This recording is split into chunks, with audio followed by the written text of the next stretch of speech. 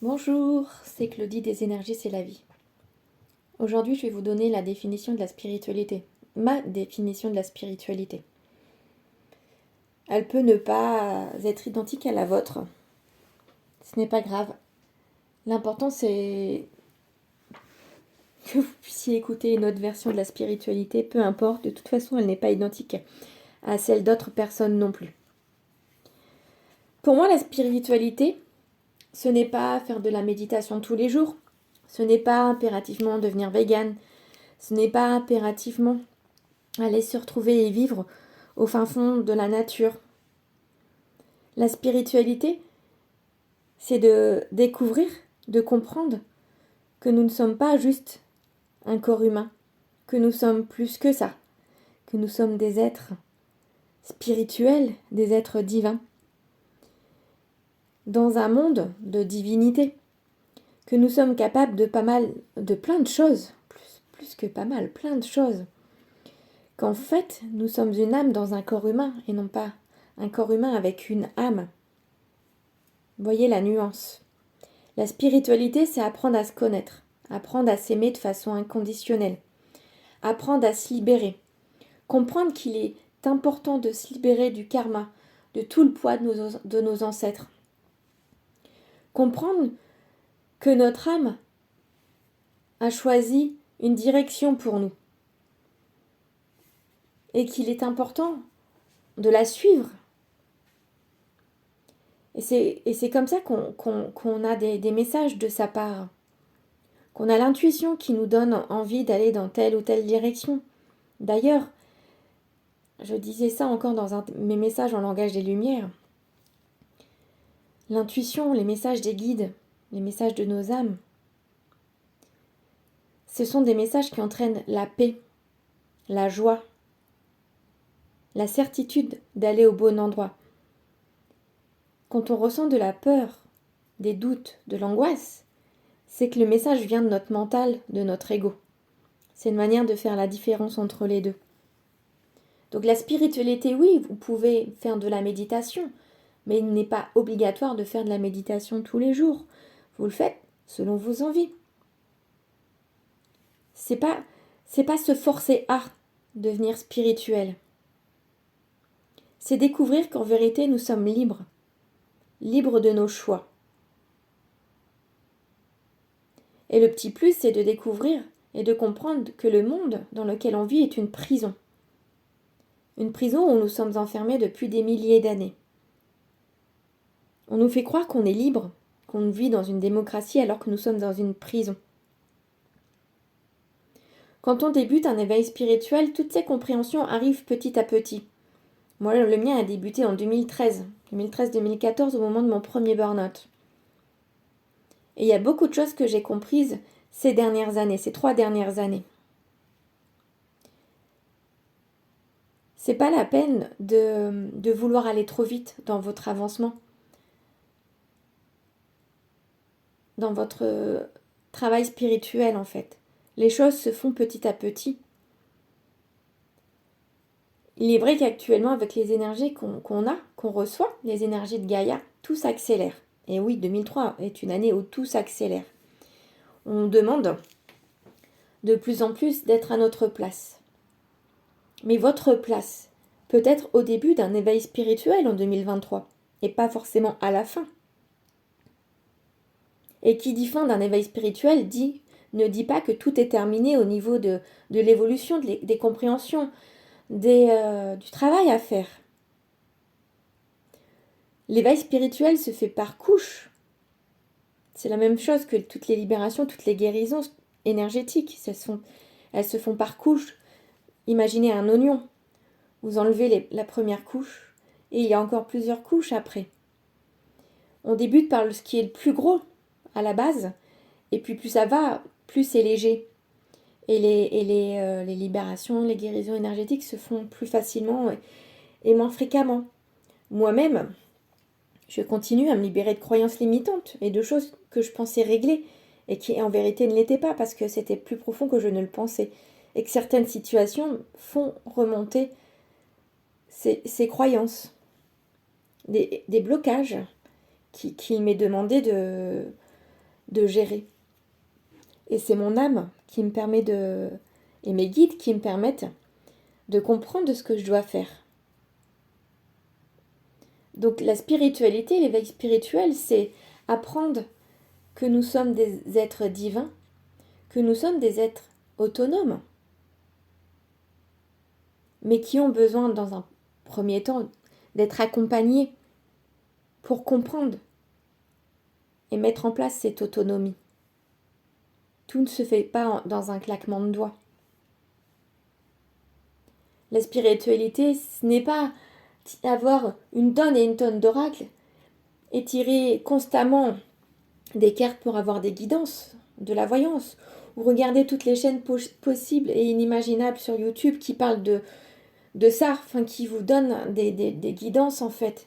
Parce que ce qui est demandé, ce que demande votre âme, c'est justement de vous éloigner de ça petit à petit pour entendre votre propre guidance. La vraie guidance, elle vient de vous, elle vient de votre âme, elle vient de votre cœur, elle ne vient pas des autres. Vous pouvez devenir dépendant de tout ça. Et moi-même, à un moment, je l'étais. Je regardais plein de vidéos en me disant, mais c'est pour moi, c'est pour moi. Mais en vérité, c'était pas du tout les messages pour moi. Je voulais les prendre pour moi parce que j'avais besoin de ça. À ce moment-là. À un moment, j'ai même, pendant quelque temps, eu besoin d'aide pour les messages de mes guides parce que je pensais ne pas les entendre. Je pensais que c'était mon mental, alors que c'était eux. J'étais pas prête. J'étais dépendante d'une personne. Et une fois que l'univers me l'a fait partir de ma vie, j'ai commencé à entendre les messages de mes guides et beaucoup d'autres choses. J'ai eu confiance en moi. Parce que c'est ça aussi, ça nous apprend à être confiants en nous. La confiance en nous, la confiance envers les autres. Voyez, vous regardez, y a pas mal de personnes qui font des guidances, qui sont, il y a celles qu'on regarde toutes, surtout et tous, je ne sais pas, mais beaucoup de femmes, c'est celles concernant l'amour, par exemple. Et puis il y a des guidances qui parlent d'actualité. Personnellement, je regarde pratiquement plus à part une ou deux personnes que j'aime bien parce que les autres personnes ne vibrent plus avec moi. Et que de toute façon, peu importe ce qui passe, j'ai confiance. J'ai confiance en la source. Donc pourquoi je regarderai une guidance qui explique ce qui va se passer? Et la plupart du temps, celles que j'écoute, de toute façon, je les écoute d'une oreille. Je fais autre chose, c'est pour passer le temps et j'ai complètement oublié ce qui a été dit. Parce que j'ai confiance. Je sais que tout va bien se passer pour moi. Et que s'il y a quelque chose qui arrive, une leçon qu'on peut appeler une épreuve, c'est qu'elle sera nécessaire pour moi, à mon avancement, pour mes compréhensions. Tout ce qu'on vit, c'est lié à tout ça. Tout ce qu'on vit vis-à-vis de l'ascension, c'est lié à tout ça. Notre monde externe s'effondre, tout comme votre monde en interne s'effondre ou va s'effondrer. Parce qu'il est nécessaire de détruire l'ancien pour construire le nouveau. La spiritualité, c'est se rendre compte qu'il n'est plus nécessaire d'être avec des personnes négatives qui nous traînent vers le bas. Plus nécessaire de regarder des informations qui ne donnent que des messages négatifs. Plus nécessaire de regarder la télévision, des choses qui vous abrutissent en fait. Je ne dis pas que vous n'avez pas le droit de regarder, d'aller au cinéma ou de regarder Netflix ou Amazon ou autre. Moi-même, je le fais. Mais quand on avance dans l'éveil spirituel, dans la spiritualité, on apprend à faire la part des choses. Et de savoir ce qu'on doit retenir ou pas vis-à-vis des messages.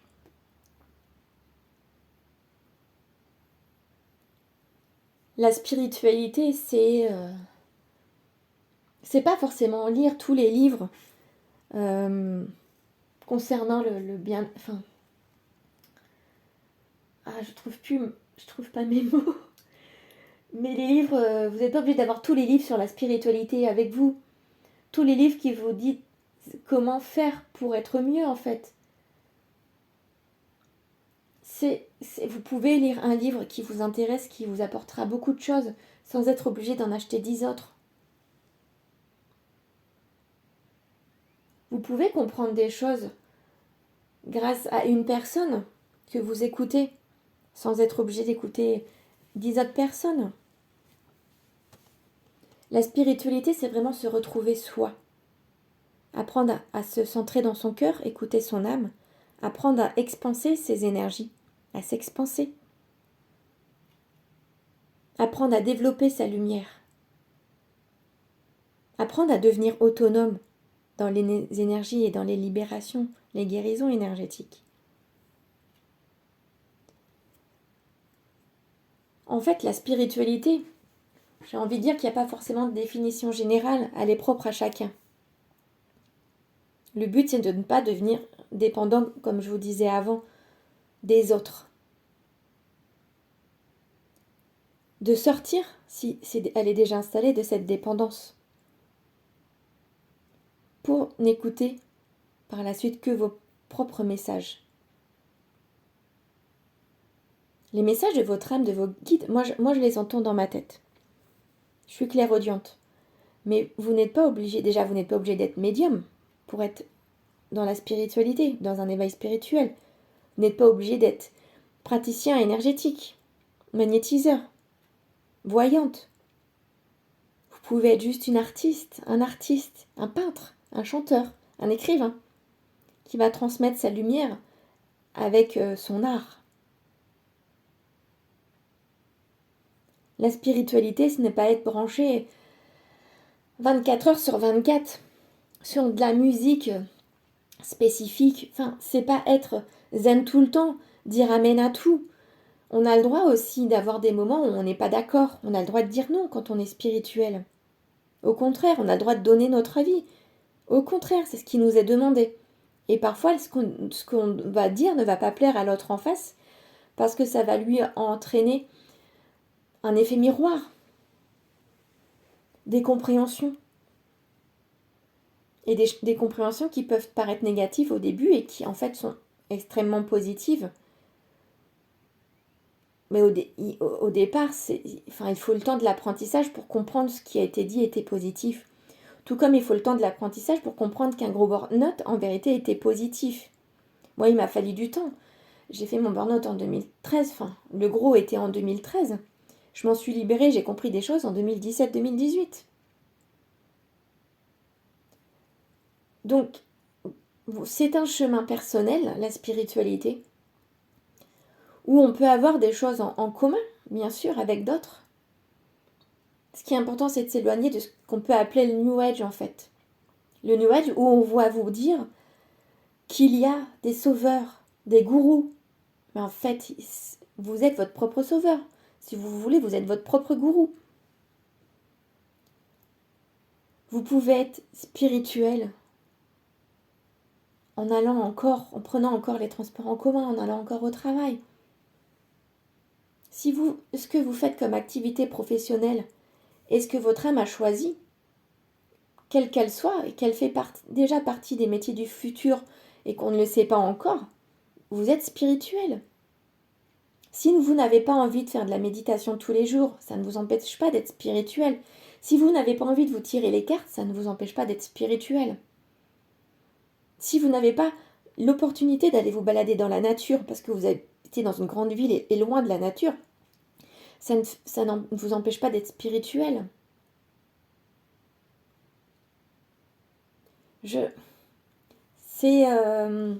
Les choses viennent comme ça en fait.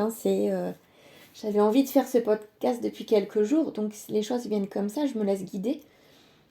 D'où certains blancs, certaines réflexions que je peux me faire vis-à-vis de ça, vis-à-vis de ce que je pourrais vous dire.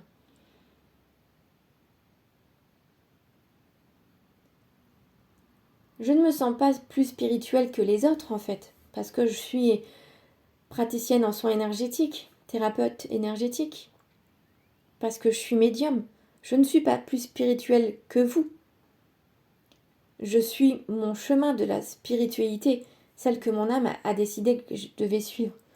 Ce qui signifie que, désormais, je n'ai plus besoin de mes oracles pour avoir une guidance. La guidance, je l'ai à l'intérieur de moi. Et même la guidance vis-à-vis de mon parcours flamme jumelle. Il m'arrive de regarder des messages, mais ça ne fait que confirmer ce que je savais déjà.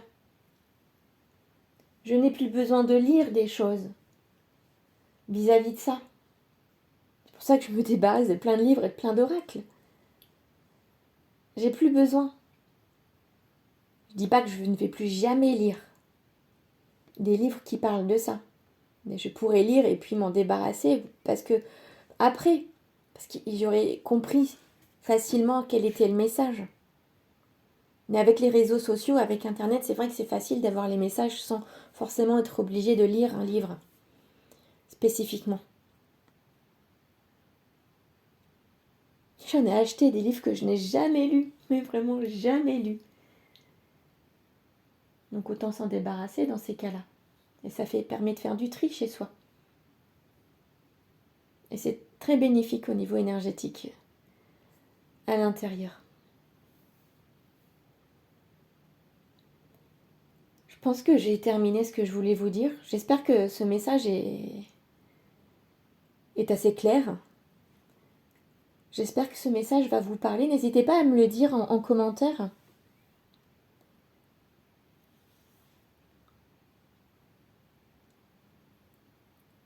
C'était quelque chose que je voulais vraiment partager. Et peut-être que je reviendrai dessus, que je ferai un complément un petit peu plus tard. Je verrai bien si je vais me laisser guider de toute façon. Vous avez compris comment je fonctionnais maintenant. Ce qui est important dedans, c'est de garder votre définition de la spiritualité. Ne vous laissez pas manipuler par l'extérieur, par les autres, qui pourraient vous faire croire que ce n'est pas vrai ce que vous pensez, ce que vous êtes en train de vivre. Écoutez-vous, c'est important. Et ce qu'il faut retenir aussi, c'est que ça vient petit à petit. Toutes ces compréhensions, elles arrivent petit à petit. Moi, j'ai été aidée pas mal de fois par d'autres praticiens énergétiques, par d'autres médiums. J'en suis pas arrivée où je suis toute seule. Et je peux encore avoir besoin d'aide. Je suis autonome pour pas mal de choses, mais je sais quand j'ai besoin d'aide. Et généralement, l'univers m'apporte les messages via les peu de guidance que je regarde encore, avec des mots. Ou encore cette semaine sur Facebook, avec des personnes que je suis, il y avait des messages, des mots, et qui m'ont permis de faire des libérations avec le Theta Healing. Donc voilà, on n'est pas meilleur que d'autres parce qu'on est plus avancé dans la spiritualité, dans son éveil spirituel. Chacun est à sa place. Et tout est parfait. Même les personnes qui ne vont pas se diriger vers la 5e dimension, qui n'ascensionnent pas, et il y en a quelques-unes, je ne peux pas vous dire combien, je ne sais pas. Mais même pour elles, tout est parfait, elles sont à leur place. Chacun est à la place qu'il doit être au moment donné. Il y a le timing divin.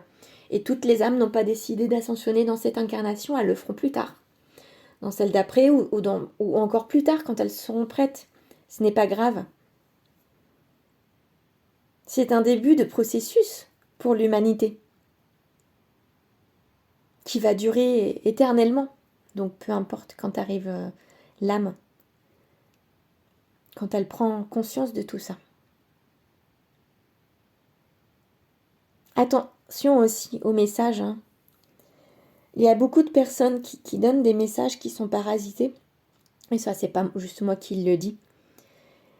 En fait, de la même façon que les messages de votre âme et de vos guides, si vous ne vous sentez pas bien, c'est que c'est votre mental, votre ego, les messages d'autres que vous pouvez écouter, si vous vous sentez mal à l'aise, vraiment mal à l'aise, vous avez peur, si ça entraîne de la peur, si ça entraîne du négatif en général, arrêtez de les écouter. Parce que ce sont des êtres qui se sont perdus dans leur spiritualité et qui ont oublié ce que c'était. Parce que même si je vous dis qu'on a le droit de râler, on a le droit de dire non, la spiritualité, c'est développer l'amour.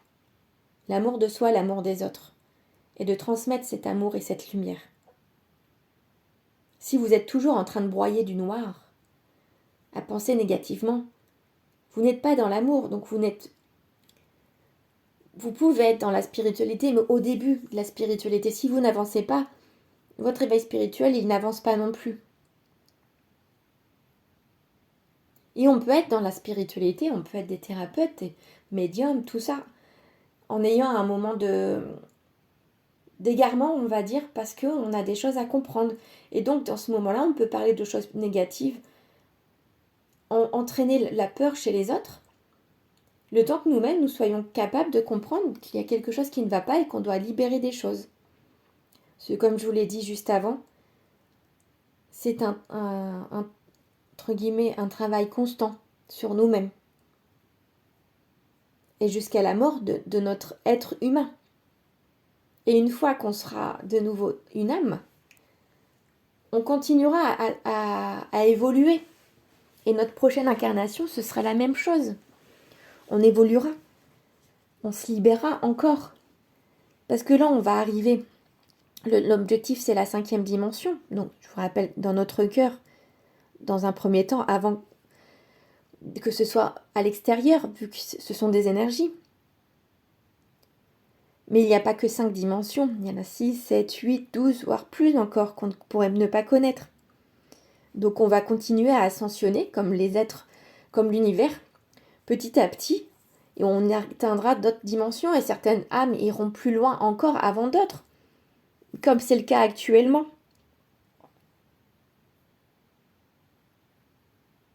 Donc voilà, j'ai un peu perdu le fil là. J'ai un gros blanc. Donc je vais vous laisser. Et n'hésitez pas à partager ce podcast si ça peut aider d'autres personnes. Et puis laissez un commentaire si vous pouvez. J'avoue, je ne sais pas trop si on peut laisser des commentaires. Et sinon, vous pouvez m'envoyer un formulaire de contact si vous le souhaitez. Via mon site internet, lesénergiescestlavie.fr. En tout cas, je vous souhaite une belle journée. Et je vous dis à bientôt.